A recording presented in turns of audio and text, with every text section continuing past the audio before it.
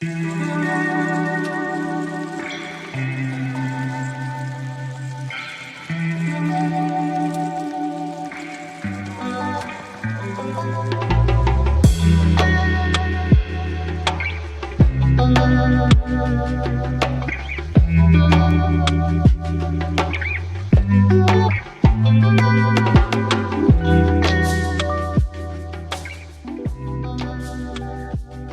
plant friends.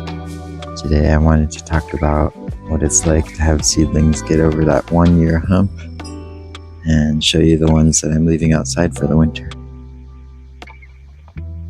Usually somewhere between 9 months and a year and a half old, these seedlings, they start to get a growth spurt. In this tray you can kind of see there's some that are significantly bigger than the others, and they hit a certain point and just suddenly sprout up. When they hit this intermediate stage, they can take a little bit more dryness in between waterings. They still like it relatively moist, but not as moist as when they're seedlings. During this phase of growth, the seedlings usually appreciate a little bit of shade during the day. The majority of my Echinocereus seedlings come from the plants in the front yard. Last year I had Echinocereus triglockidiatus and dasyacanthus blooming at the same time, and I think they made a cross.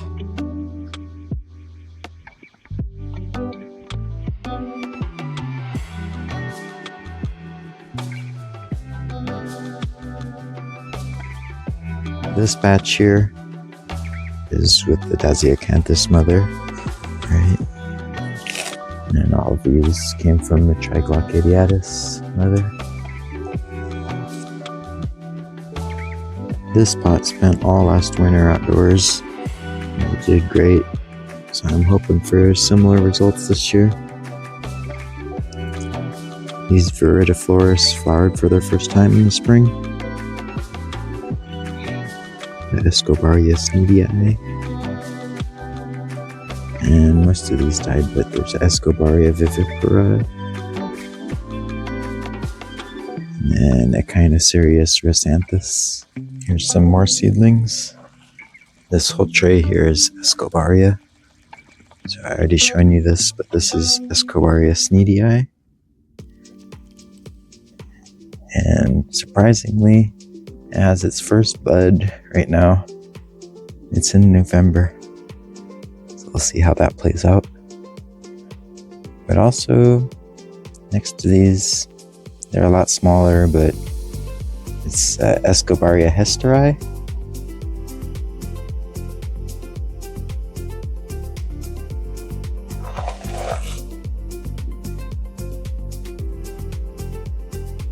And then there's some Rickenbachii, Echinocereus Rickenbachii. You can see they started out with kind of slender growth, but they're starting to correct themselves. This year I had so many seedlings to transplant that I didn't get around to some until a little later. So these ones haven't quite hit the growth spurt.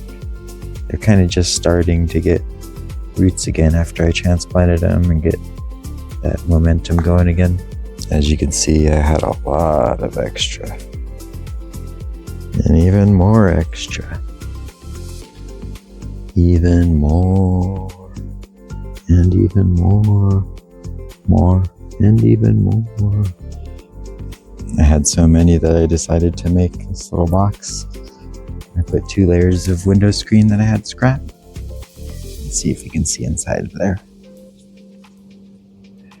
I got agaveperii and a bunch of seedlings here and there.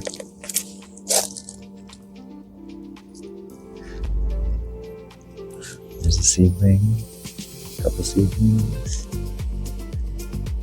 So far they've been doing really great. There's a lot of weeds though.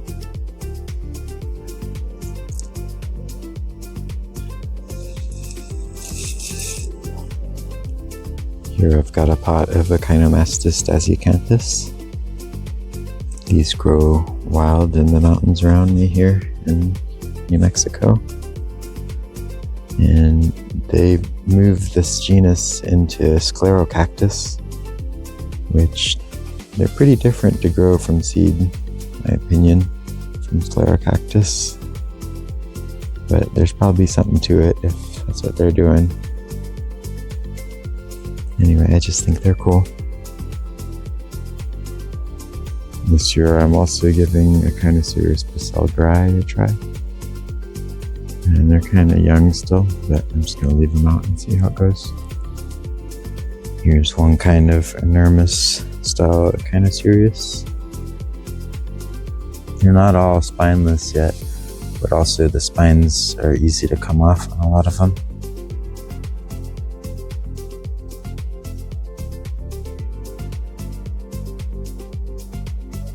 I've also got most of a tray of Echinocactus texensis, the horse crippler. You can see some of them didn't make it. These three aren't seedlings, but they're ones that I got at the Cactus and Succulent Society show in the spring. And this whole pot will stay out here all winter. I also made this hypertruthal pot. We got Echinocereus spiridiflorus. We got Echinomastus mecduelii.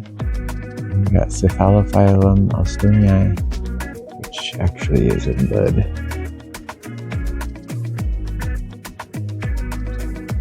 I've been trying to make these videos more watchable. I really appreciate all the support everybody's given to growing this channel. Thank you for watching. I hope you had a good time looking at some of my year-plus old cacti.